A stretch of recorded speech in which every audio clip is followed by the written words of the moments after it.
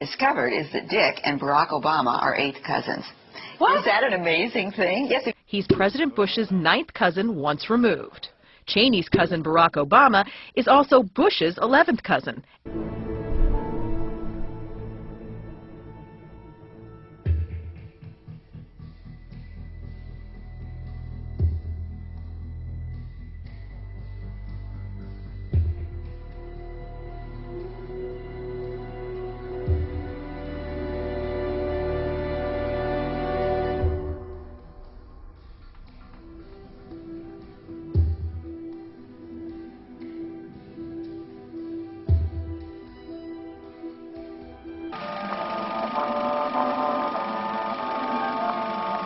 The year is 1917, and Representative Oscar Callaway enters a disturbing statement into the U.S. Congressional Record. The statement reveals why J.P. Morgan interests hired 12 high-ranking news managers. The 12 were asked to determine the most influential newspapers in America. They were to figure out how many news organizations it would take to control generally the policy of the daily press of the United States.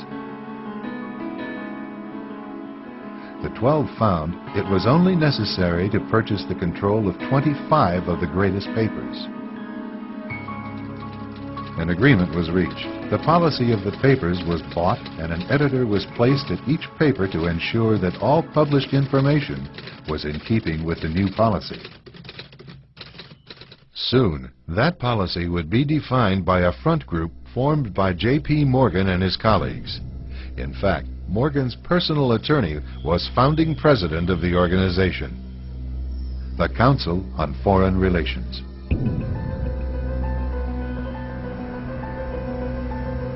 Today, the CFR maintains that its goal is to increase America's understanding of the world. However, the actual objective of this highly exclusive club is revealed by the rare admissions of the insiders themselves. In the early 60s, a Georgetown University professor collects information for a book favorable to the network of powerful men who founded the CFR. For 2 years, Professor Carroll Quigley is allowed to examine the confidential papers and secret records of this network. Quigley reveals that these men aim to create a world system of financial control in private hands, able to dominate the political system of each country and the economy of the world as a whole. In short, they seek total and quiet control of the entire world. And the CFR is their most visible conduit for carrying out that agenda. CFR members include America's wealthiest tycoons, as well as the highly placed elite in government, academic institutions, tax-exempt foundations, and the establishment media. Ruling Class Journalists, written by Richard Harwood, describes the CFR membership as the ruling establishment in the United States. The Washington Post article boasted that news reporters who are CFR members do not merely analyze and interpret foreign policy for the United States, they help make it. Who are these policymakers? Many of their faces are familiar. NBC's Tom Brokaw, CBS's Dan Rather, ABC's Barbara Walters, Jim Lehrer of PBS, William F. Buckley of National Review, media mogul Rupert Murdoch, owner of the giant multifaceted News Corporation. These media heavyweights, and many others like them, are members of the CFR. Powerful corporations are also invited to become members. At the close of the 20th century, CFR influence presided over far-reaching consolidations of media control. In 1995, CFR members Michael Eisner of Disney and ABC's Thomas Murphy merged their media empires. Soon after the merger, the Disney-ABC empire becomes a CFR corporate member.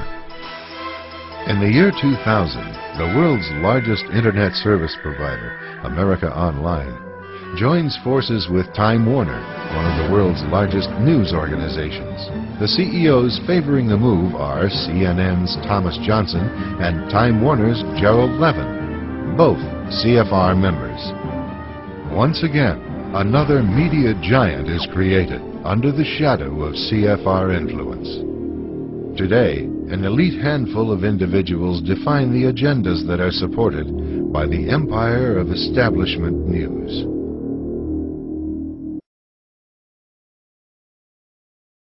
A special televised meeting of the New York-based Council on Foreign Relations provides a window to the real story.